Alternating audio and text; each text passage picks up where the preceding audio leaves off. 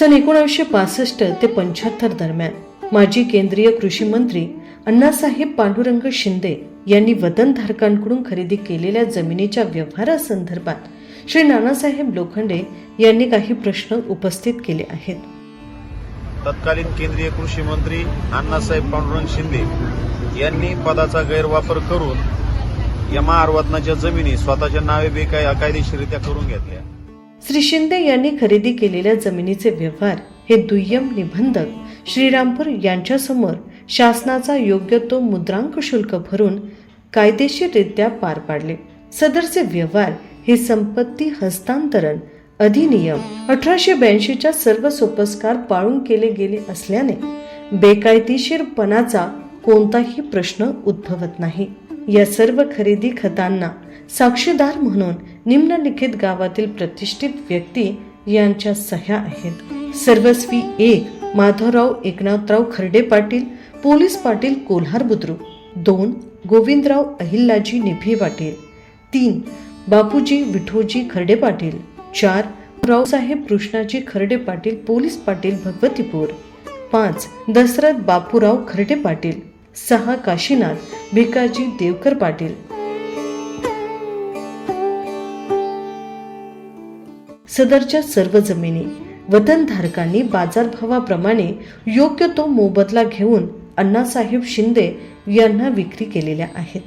यामध्ये प्रामुख्याने नानासाहेब शंकर लोखंडे यांचे आजोबा श्री नबा सावळेराम लोखंडे. खरेदी खत गट क्रमांक 495 पान नंबर 2 वरील मजकूर पुढील प्रमाणे. लिहून देणार क्रमांक 4 नबा सावळेराम लोखंडे. स्पेशल मामलेदार साहेब संगमनेर यांचे तारीख 5 ऑगस्ट 1965 चे नंबर LR 114 1965 या हुकमावरून आम्हास रिग्रांट करून मिळालेली आमच्या मालकीची कायम खरेदी देतो ती जमीन आम्हापैकी नंबर 1 ते नंबर 6 यांच्या हिश्श्याची असून नंबर 7 यांचे कब्जेदार फक्त नाव आहे म्हणून त्यांचे नाव दाखल केले गेलेले आहे.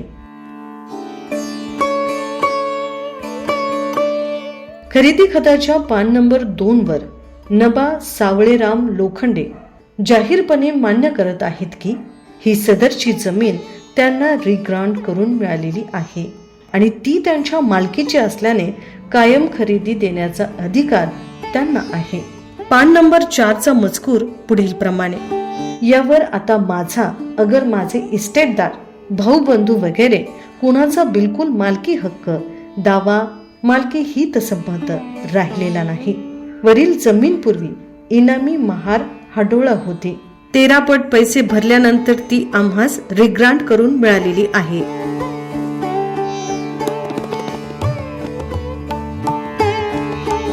श्री अण्णासाहेब शिंदे यांना लिहून दिलेल्या दिनांक 8 जानेवारी 1966च्या खरेदी खतात तक्रारदार श्री नानासाहेब शंकर लोखंडे यांचे आजोबा श्री नबा सावळेराम लोखंडे सत्यकथन करतात की गट नंबर 495 ची जमीन ही पूर्वीची इनामी महार हाडोळा म्हणजेच महार वतन होती.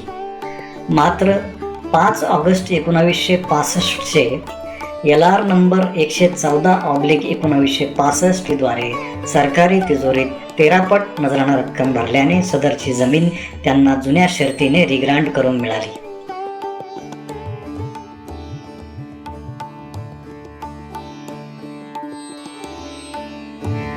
गट नंबर 495च्या खरेदी खताप्रमाणेच इतर सर्व गट नंबरचे खरेदी खत आमच्याकडे उपलब्ध आहेत आणि त्यातील मजकूर हा अशाच प्रकारे सारखा आहे.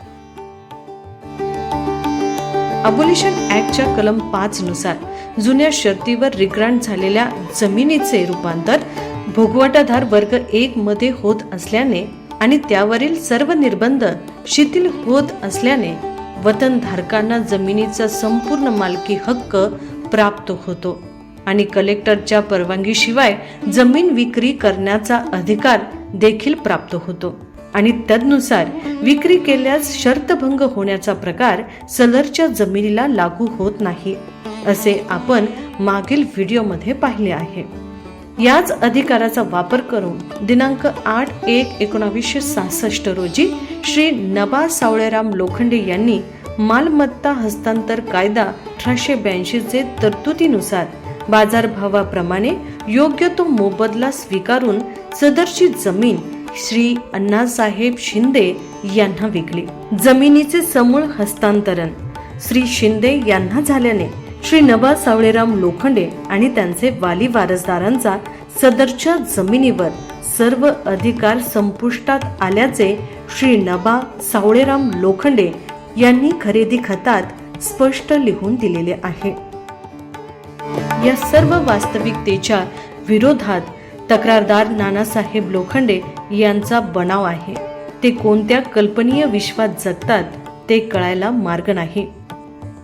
गट नंबर 495 ची जमीन पूर्वी महार वतन असल्याची आणि जुन्या शर्तीने रिग्रांट झाल्याने महार वतन राहिली नसल्याची सत्यता आजोबा नबा सावळेराम लोखंडे यांनी 1965 सालीच मान्य केलेली असताना नानासाहेब लोखंडे म्हणतात की आज ही सदरची जमीन महार वतन आहे. सुमारे 50 वर्षापूर्वी आजोबांनी विकलेली जमीन ही परत मिळावी किंवा काही वैयक्तिक स्वार्थ साधला जावा म्हणून आपल्या भोळ्या भाबड्या समाजाची दिशाभूल करून नानासाहेब लोखंडे आंदोलन आणि उपोषण करीत आहेत. याला बनाव नाही तर काय म्हणावे. 1984 साली रामपूर तालुक्याचे तत्कालीन आमदार श्री भानुदास मुरकुटे यांनी सदरच्या जमीन खरेदी विक्री संदर्भात महाराष्ट्र शासनाकडे तक्रार दाखल केली होती. या तक्रारीची दखल घेऊन माननीय सचिव महसूल व वन विभाग यांच्या आदेशावरून माननीय जिल्हाधिकारी यांनी आपला अहवाल माननीय आयुक्त नाशिक यांना सादर केला आहे. सादर केलेल्या अहवालात माननीय आयुक्त नाशिक यांनी स्पष्टपणे नमूद केले आहे की श्री अण्णासाहेब पांडुरंग शिंदे यांनी कायम खरेदी घेतलेल्या सर्व जमिनी पूर्वी इनाम वर्ग 6 होत्या. त्या सर्व जमिनी जुन्या शर्तीवरती रिग्रँड झालेल्या दिसतात. त्यामुळे या प्रकरणात बेकायदेशीर व्यवहार झाला असे म्हणता येणार नाही. याचाच अर्थ की सन 1965 ते 1975 दरम्यान श्री अण्णासाहेब शिंदे यांनी वतनधारकांशी केलेला व्यवहार पूर्णपणे कायदेशीर आहे.